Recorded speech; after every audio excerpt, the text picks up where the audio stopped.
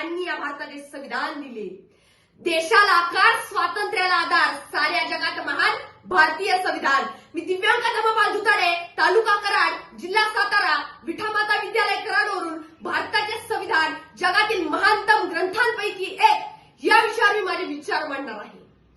ज्या बाबासाहेबांना हे लिहिण्यासाठी, शिकण्यासाठी पुस्तक दिलं जात नव्हतं, त्याच बाबासाहेबांनी एक असं पुस्तक लिहिलं की त्याच पुस्तकावर आपला भारत देश चालत आहे. ते म्हणजे भारतीय संविधान. 26 नोव्हेंबर म्हणजे भारतीय इतिहासातील सोनेरी दिवस. कारण याच दिवशी जो समाज जातीयतेच्या विळख्यात अडकलेला होता, अज्ञानाच्या अंधारात खितपत पडलेला होता आणि गुलामगिरीच्या बंधनात जखडलेला होता, तोच समाज अस्पृश्य म्हणून हिणावला जात होता. त्याच अस्पृश्य समाजातील एक अस्पृश्य व्यक्ती भारतीय राज्यघटनेचा शिल्पकार ठरला. म्हणूनच म्हणावंसं वाटतं की 2 वर्ष 11 महिने 18 दिवस किती सोसलं भीमान, पावाच्या तुकड्यावर काढिले दिस तरी थकला नकामान, सातारामाची बुद्ध धर्माचं मिळालं वरदान. हरपुण भान जीवाचं करुणी रान लिहिलं संविधान, हरपुण भान जीवाचं करुणी रान लिहिलं संविधान. अशा पद्धतीने अविरत मेहनत करत डॉक्टर बाबासाहेब आंबेडकरांनी आपणास संविधान दिले आणि संविधानामध्ये सर्वांना समान हक्क मिळवून दिला.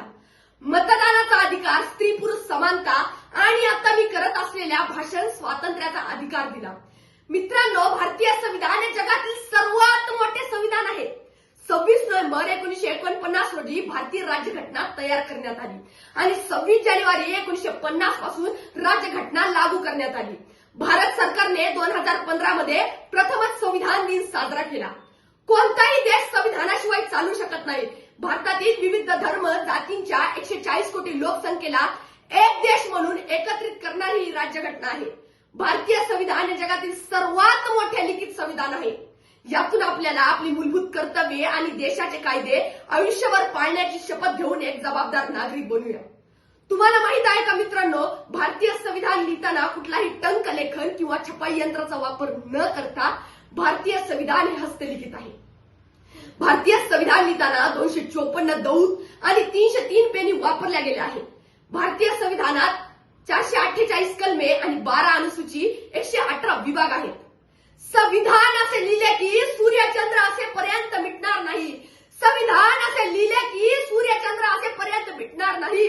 ऋण बाबासाहेब आंबेडकरांचे या जन्मात कधी फिटणार नाही, या जन्मात कधी फिटणार नाही. संविधानात मार्गदर्शक तत्वे देखील आहेत, ज्यामुळे सरकारला लोककल्याणकारी योजना राबवण्यास मदत होते. मोफत शिक्षण, सामाजिक न्याय, गरीब, मागासवर्गीयांना संधी यांचा देखील समावेश होतो. न्यायालय आणि कायदे संविधानाचे पालन करतात. आपल्या देशाच्या प्रगतीसाठी आणि विकासासाठी भारतीय संविधान हे अत्यंत महत्वाचे आहे. अंधारच होता ज्यांच्या नशिबी त्यांना प्रकाशाचं दान दिलं, अंधारच होता ज्यांच्या नशिबी त्यांना प्रकाशाचं दान दिलं. तुमचे मानावे किती उपकार बाबासाहेब, तुम्हीच देशाला संविधान दिलं, तुम्हीच देशाला संविधान दिलं. संविधानाने आपल्या देशाला सार्वभौम, समाजवादी, धर्मनिरपेक्ष, लोकशाही, गणराज्य अशी ओळख दिली आहे. त्यात आपले मूलभूत कर्तव्य, हक्क, कार्य, शासन व्यवस्था आणि कायदे याची नोंद केली आहे. भारतीय संविधान आपल्याला बंधुता, शांतता आणि समानता यांची मूल्य शिकवते. म्हणूनच म्हणावंसं वाटतं की सर्व भारतीय नागरिकास हक्क दिले समान, सर्व भारतीय नागरिकास हक्क दिले समान. माझे संविधान, माझा जीव की प्राण, माझा जीव की प्राण. संविधान केवळ अधिकारच देत नाही तर कर्तव्यांची जाणीव करून देतं, देशाभिमान बाळगतं, पर्यावरणाचं रक्षण करतं, वैज्ञानिक दृष्टिकोन ठेवतं आणि बंधुता आणि शांतता राखतं. भारतीय संविधान हे जगातील सर्वात मोठे संविधान आहे. अधिकार आणि कायद्यांचा समतोल राखण्यासाठी, लोकशाही बळकट करण्यासाठी संविधान हा महान ग्रंथ आपणास डॉक्टर बाबासाहेब आंबेडकरांनी दिला. सर्वोत्तम ग्रंथ म्हणून आपण त्याचा उपयोग करतो. जे हक्क पाहिजे ते सारेच दान करते, रक्षा तुझी न माझी हे संविधान करते. आयुष्यमान करते कमजोर भारताला, सुटतोच तोल आमचा ते सावधान करते. सूर्यासमान आहे ही कायदा व्यवस्था, अंधारल्या जगाला दैदिप्यमान करते. जय संविधान, जय भारत. धन्यवाद.